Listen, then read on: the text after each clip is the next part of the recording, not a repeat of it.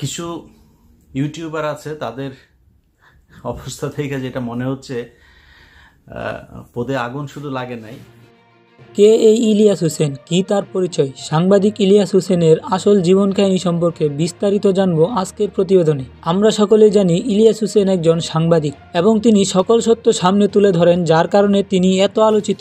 ইলিয়াস হোসেন একজন সাহসী সাংবাদিক। যখন 2013 সাল থেকে আওয়ামী লীগ সরকারের ফ্যাসিজম শুরু হয়, তখন থেকেই সরকারের বিভিন্ন কুকর্ম ও অনাচারের বিরুদ্ধে সংবাদ প্রকাশ করে আসছিলেন এই ইলিয়াস হোসেন, যার কারণে পরবর্তীতে চাকরিচ্যুত হওয়া সহ দেশ থেকে বাধ্য করা হয় এই ইলিয়াস হোসেনকে। শুধুমাত্র আওয়ামী ঘরোয়ানার ফ্যাসিবাদরাই তাকে পাগল উন্মাদ এসব বলে বেড়ায়। এই কাহিনীর পরে আওয়ামী লীগ সরকার তাকে আটক করে নির্যাতন করে। এরপর থেকেই আমেরিকায় রাজনৈতিক আশ্রয় নিয়ে সেখানেই অবস্থান করছেন তিনি। গত জুলাই আগস্টের বিপ্লবের পিছনে তার গুরুত্ব অপরিসীম ছিল, তবে তিনি শুরু থেকে এরকম সাংবাদিকতার সাথে জড়িত ছিলেন না। তিনি মূলত একজন ফুটবলার ছিলেন। ইলিয়াস হোসেন একজন অবসরপ্রাপ্ত বাংলাদেশি ফুটবলার, যিনি আক্রমণাত্মক মিডফিল্ডার হিসেবে খেলতেন। তিনি 1983 সাল থেকে 1989 সাল পর্যন্ত বাংলাদেশ জাতীয় দলের হয়ে খেলেছেন। এছাড়াও ইলিয়াস গোপালগঞ্জের একমাত্র খেলোয়াড় যিনি বাংলাদেশ জাতীয় দলের হয়ে খেলেছেন। রিটায়ার্ড হওয়ার পর তিনি বাংলাদেশ ফুটবল ফেডারেশনের একজন নির্বাহী পরিচালক হিসেবেও কাজ করেছেন।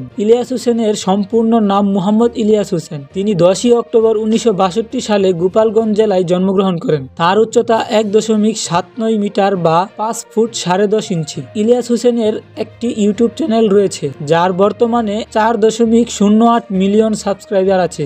এই ছিল আজকের প্রতিবেদনে। আপনাদের কিছু জানার থাকলে আমাদেরকে কমেন্ট করে জানাবেন। ইলিয়াস হোসেন সম্পর্কে আপনাদের মতামত আমাদেরকে কমেন্ট করে জানিয়ে দিবেন। এরকম আরও আপডেট পেতে আমাদের চ্যানেলটি সাবস্ক্রাইব করে আমাদের সঙ্গেই থাকুন। ধন্যবাদ সকলকে।